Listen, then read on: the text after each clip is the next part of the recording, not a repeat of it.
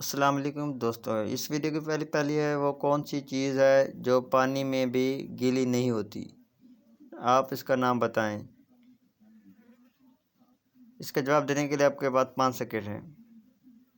इसका जवाब है परछाई। परछाई पानी में भी गीली नहीं होती।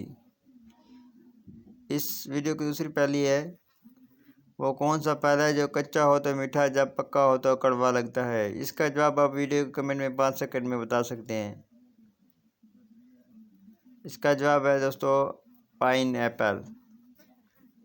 इस वीडियो की तीसरी और आखिरी पहली है लड़की के जिस्म का वो कौन सा हिस्सा है जिसको साबुन से नहीं धो सकती। इसका जवाब आप वीडियो के कमेंट में 5 सेकंड में बता सकते हैं। वह कौन सी जगह है। आँखें। आँखें लड़की साबुन के साथ नहीं धो सकती।